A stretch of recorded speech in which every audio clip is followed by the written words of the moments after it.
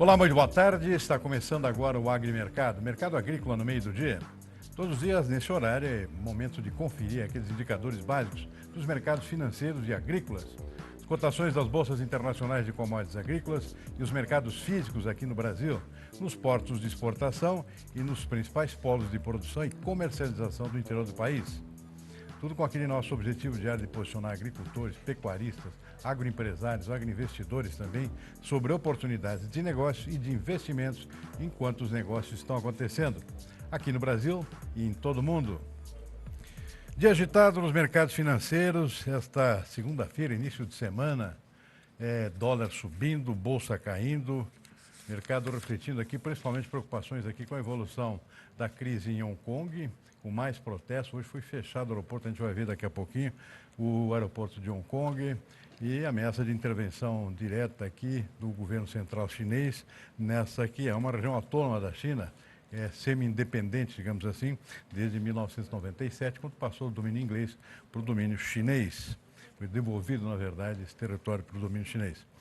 E protestos que já duram mais de 2 semanas aqui, causam apreensão no mundo inteiro, e isso está provocando aqui oscilações fortes nos mercados financeiros no mundo inteiro. Outra situação que pesa aqui nos mercados financeiros é a prévia das eleições na Argentina, com uma derrota cachapante do atual presidente, Maurício Macri, para a esquerda aqui, chapa que conta com a participação da ex-presidente Cristina Kirchner.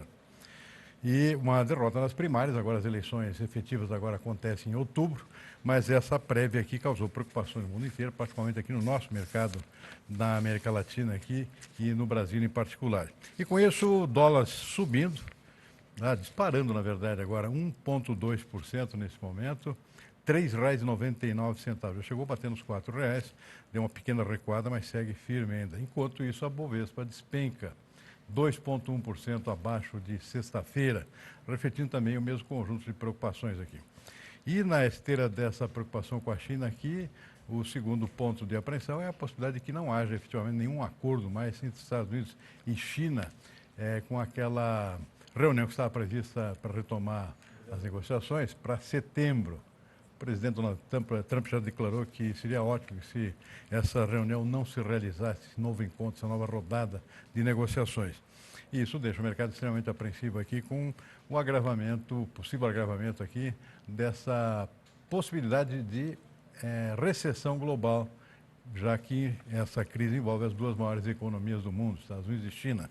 Portanto, é um conjunto de preocupações aqui que justifica, ou pelo menos explica essa oscilação forte aqui de 2 ativos fundamentais aqui, que são o dólar, alta de 1,2%, e a Bovespa despencando aqui a B3, 2,1%. Lá fora, o dólar index, que mede o valor da moeda americana em relação a outras moedas fortes, cai um pouquinho, 0,1%.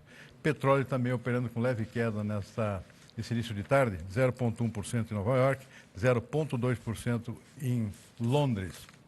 Mercados de commodities, mercado de grãos particularmente, na expectativa da divulgação, daqui a pouquinho, a gente vai acompanhar aqui no próprio programa, de um esperado relatório sobre a safra americana a ser divulgado pelo Departamento de Agricultura dos Estados Unidos, o USDA.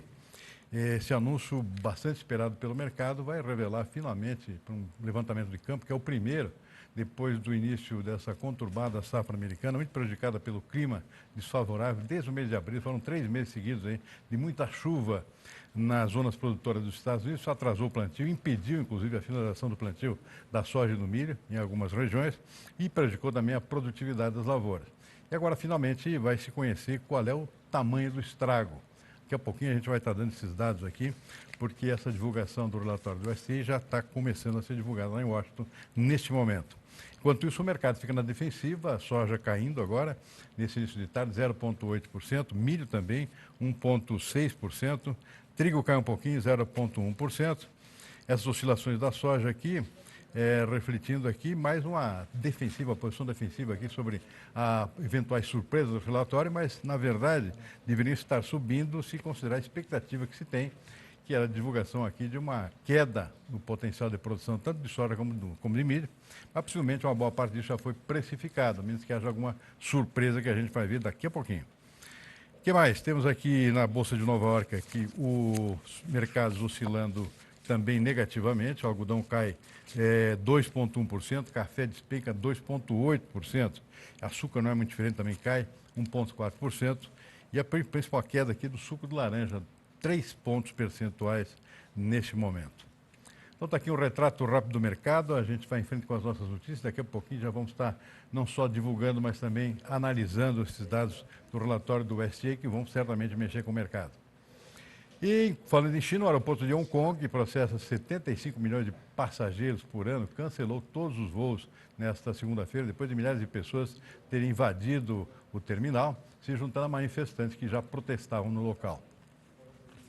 Um número menor de manifestantes segue na área, após parte do movimento se dissipar diante da promessa de uma operação policial para acabar com o protesto. E o governo chinês afirmou que há sinais de terrorismo, expressão usada pelo próprio governo, nos protestos em Hong Kong, alegando que uma reação rígida é necessária para lidar com o movimento. As autoridades defendem que manifestantes classificados de radicais por Pequim usaram objetos extremamente perigosos para atacar a polícia, o que já constitui um crime grave, revelando os primeiros indícios de terrorismo. O porta-voz do Gabinete para Assuntos de Hong Kong e Macau do Estado chinês declarou que foram lançadas bombas incendiárias de fabricação artesanal contra a polícia. Denunciou uma minoria que estabelece um sério desafio à prosperidade e à estabilidade de Hong Kong. E disse que uma reação contundente é necessária. 对这样的暴力犯罪行径，必须坚决依法打击，毫不手软，毫不留情。我们坚决支持香港警队和司法机构果断执法，严正司法。 E aqui na nossa vizinhança, o peronista Alberto Fernandes derrotou com vantagem de mais de 15 pontos percentuais o atual presidente da Argentina, Maurício Macri, nas eleições primárias do país. O mercado reagiu mal ao resultado, conforme a gente já viu aqui. O peso argentino despencou em 20% em relação à moeda americana, cotado em 54,5 pesos por dólar. Com quase 90% dos votos apurados, Fernandes, candidato presidencial da Aliança Frente de Todos, obteve 47% dos votos, enquanto Macri, que tenta a reeleição, conseguiu 32%. Assim, o candidato de centro-esquerda, que tem como vice a ex-presidente Cristina Kirchner, sai assim como favorito às presidenciais de outubro. Apesar das pesquisas eleitorais terem indicado o primeiro lugar a Fernandes, nenhuma análise havia previsto uma vitória com diferença tão ampla.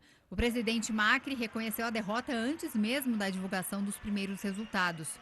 No discurso, Macri destacou que a população decide nessas eleições os próximos 30 anos da Argentina. Reconheceu que o país vive tempos difíceis em uma referência à crise econômica iniciada em abril do ano passado por uma desvalorização do peso. Mas disse que, junto com a população, pode fazer mais e tirar a Argentina dessa situação se for reeleito. Pediu que a opção seja por uma candidatura que fortaleça ainda mais a democracia e prometeu trabalhar para mudar o resultado em outubro. Y agradecerles a todos aquellos que, a pesar de las dificultades, nos han seguido apoyando, pero reconociendo que hemos tenido una mala elección. Hoy hemos tenido una mala elección y eso nos obliga a partir de mañana a redoblar los esfuerzos para que en octubre logremos el apoyo que se necesita para continuar con el cambio. Alberto Fernandes celebrou a diferença sobre Macri. Disse que os argentinos começaram a escrever uma nova história a partir de ontem e que o país precisa ouvir a voz que vem das urnas. No venimos acá a restaurar un régimen, venimos acá para crear una nueva Argentina, que tome en cuenta las mejores experiencias, que termine con este tiempo de mentiras y que le dé a los argentinos un horizonte mejor para el futuro. Segundo dados oficiais, a taxa de participação nas urnas foi cerca de 75% entre as quase 34 milhões de pessoas aptas a votar. O candidato a presidente tem que obter 45% dos votos ou mais de 40%, com uma diferença de 10 pontos sobre o segundo colocado para ganhar no primeiro turno. Caso os resultados se repitam na eleição presidencial de 27 de outubro, Fernandes pode ser eleito sem necessidade de segundo turno.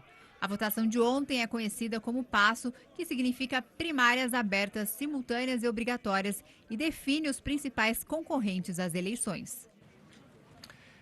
E aqui o presidente Jair Bolsonaro participou hoje em Pelotas, no Rio Grande do Sul, da cerimônia de inauguração de 47 quilômetros duplicados da BR-116. Durante o evento, Bolsonaro comentou a derrota do presidente argentino Maurício Macri nas eleições primárias do seu país. Não se esqueçam aqui mais ao sul da Argentina o que aconteceu nas eleições de ontem. A turma da Cristina Kirchner, que é a mesma de Dilma Rousseff, que é a mesma de Maduro e Chaves e de Fidel Castro, deram sinal de vida aqui.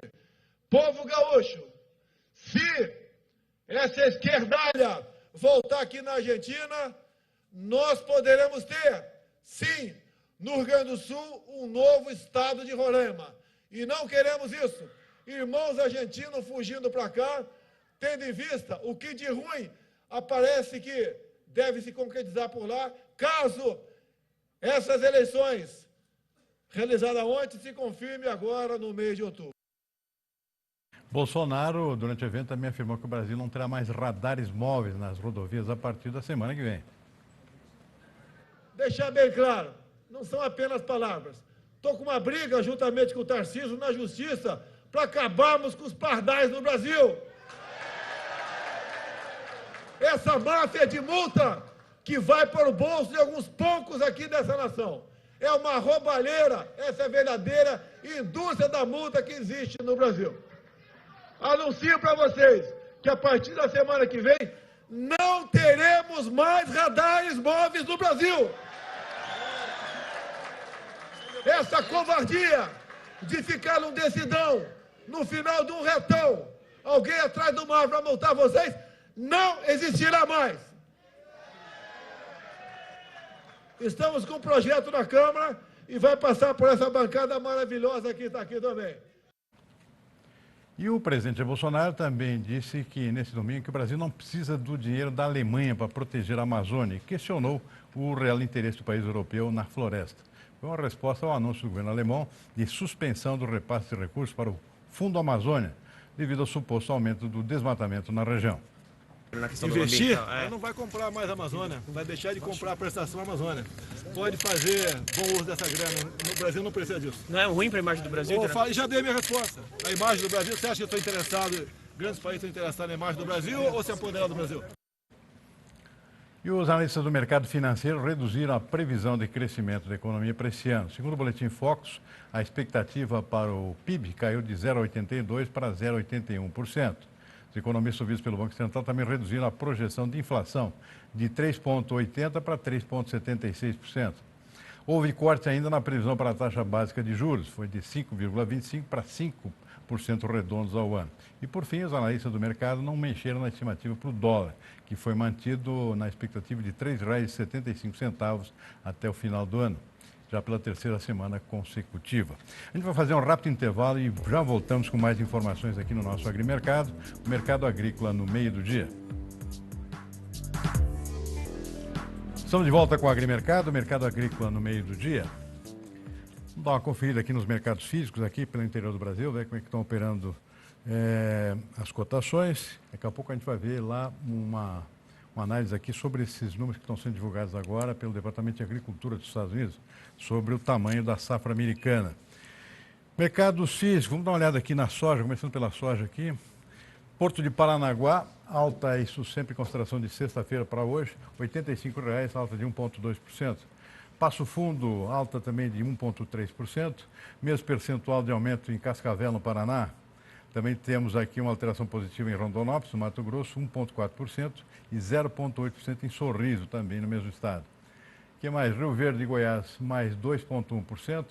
Dourados também, com valorização de 0,7%. Uberlândia, 2,7%. Barreiras, 0,7%. E Balsa Sul do Maranhão, R$ 69,50, uma valorização de 1,5%. Milho estável no Porto, R$ 39,50 em Paranaguá. Sem alterações também em Campinas, São Paulo, em Cascavel, no Paraná. Já em Sorriso e Rondonópolis, Mato Grosso, tem valorizações expressivas aqui, 4,2% em Sorriso, 3,7% em Rondonópolis. Rio Verde, em Goiás, cai 1,7%, Dourados também, mesmo percentual. Uberlândia, 1,5% de alta Erechim, no Norte Gaúcho, deu uma despencada aqui de 2,5%, de sexta para hoje, R$ 39,50. O que mais? Boi gordo no Noroeste Paulista, valorização de 0,6% para R$ 155 arroba.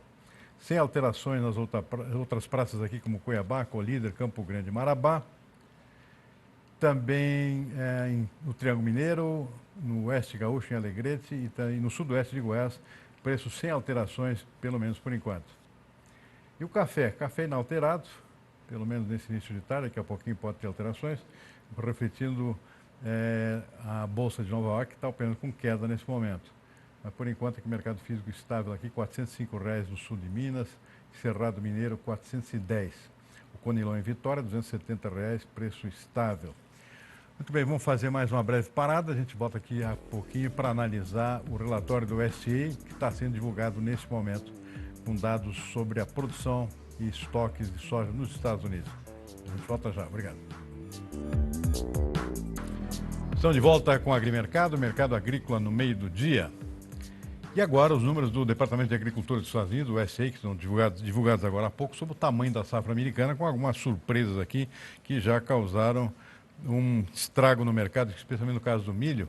O número veio muito acima da expectativa, 13,9 bilhões de buchas, são 353 milhões de toneladas, muito acima do que era esperado, e a soja um pouco abaixo do esperado. Mas quem vai analisar esses números para nós aqui é o consultor Paulo Molinari, da Safras e Mercado, que conversa com a gente agora diretamente de Curitiba.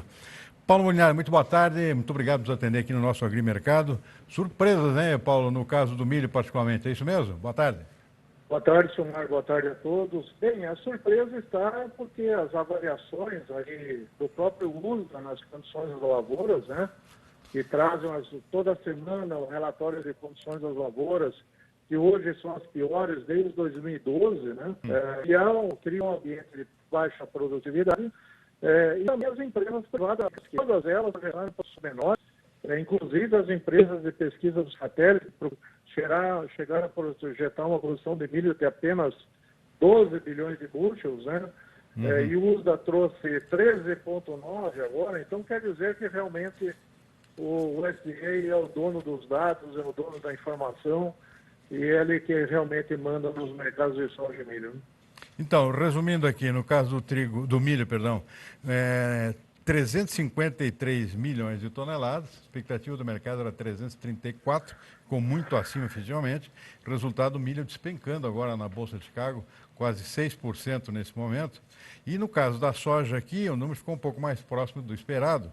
Em Paulo, 3,7 bilhões de buchos, são cerca de 100 milhões de toneladas, de qualquer forma uma safra bem menor. O que teve de diferença aqui no caso da soja, Paulo? A área, por exemplo? A área é bem mais baixa que o mercado esperado, né? Mas principalmente para o efeito de quadro de oferta e demanda, ou seja, a pergunta é por que Chicago não está subindo, né? Sim. É porque o USDA cortou a projeção de demanda e de exportação. Então o estoque final, que era projetado em 21,6, caiu apenas 1 milhão de toneladas para 20,5. Então continua sendo o segundo estoque mais alto da história nos Estados Unidos, e por isso Chicago não tem força para subir com esses relatórios, mesmo tendo vindo abaixo da expectativa do mercado, o mercado não consegue subir devido aos cortes que o USDA fez no quadro de oferta e demanda. Bom, o Paulo, que consequências você vê daqui para frente aqui, inclusive para o mercado brasileiro, depois dessas duas estimativas, soja e milho aqui? Bem, no caso do milho, toda a expectativa de um preço firme subindo daqui até 2020 estava... O USDA atualizou sua área e acho que agora acabou essa discussão sobre o tamanho da área plantada nos Estados Unidos. Então, vai ficar aqui para frente algum ajustezinho técnico paralelo e os dados de produtividade que ainda vão ser ajustados até janeiro. A soja ainda tem clima até setembro, porque ela está mais atrasada, né? Porém, eu diria que para o milho e para a soja, as chances agora de fortes altas, elas estão bem reduzidas, pelo menos do ponto de vista de Chicago, para esse segundo semestre, a não ser que venha um novo grande fato novo aí pela frente. Né? Perfeito. Paulo, alguma coisa a acrescentar, alguma outra surpresa nesse relatório que chame a atenção? Não, se esperava realmente um corte de projeção nas exportações americanas de soja, porque a demanda chinesa está muito mais fraca que o ano passado, devido à peste suína, né? E no caso do milho, realmente foi 100% de surpresa, desde a área plantada até a produtividade projetada. Realmente são dados aí que realmente surpreenderam, mas o mercado vai seguir o USDA e não as empresas privadas, né? Então, o Chicago vai acabar precificando essa oferta melhor que é esperada para frente. Paulo, só para finalizar, essa diferença tão grande entre o relatório do USDA de hoje e as prévias dos analistas da área privada aqui, essa diferença pode conter algum potencial de erro do USDA ou é isso mesmo? Não, do USDA não, do mercado, né? Pois é, tão grande a diferença assim, porque o USDA também de vez em quando erra, né, Paulo? Era, mas era alguns bushels, né? Não era milhões de bushels, né? É verdade. Então, assim, ele é o único que tem a capacidade de fazer o levantamento real de área. Sim. A produtividade ainda, a safra não está fechada, não começou a colher ainda, então ainda estamos no agosto decisivo a produtividade, então ainda é possível alterar a produtividade, mas o tamanho de área, acredito que vai ter alguns ajustes pequenos até janeiro, mas não é mais a área o grande fator de alta nos preços do milho. Perfeito. Muito bem, eu conversei com o economista Paulo Molinari, analista e consultor de safras e mercado, conversando com a gente ao vivo diretamente de Curitiba. Paulo Molinari, muito obrigado, uma boa semana para você, até uma próxima, hein? Obrigado igualmente, senhor. Ok. Bom, olha, um recado importante aqui, proprietário de imóveis rurais, lembrando que deve entregar a partir de hoje a declaração do Imposto sobre a Propriedade Territorial Rural. O prazo é até 30 de setembro. O programa da declaração está disponível no site da Receita Federal. O fisco espera receber 5.700.000 declarações esse ano, 38 mil a mais do que em 2018.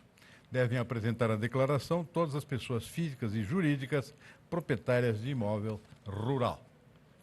E o AgriMercado desta segunda-feira vai ficando por aqui. Você pode rever todo o conteúdo dessa edição no site tvterraviva.com.br ou no novo aplicativo do canal, que é disponível no Google Play. Uma boa tarde a todos, uma boa semana, até amanhã.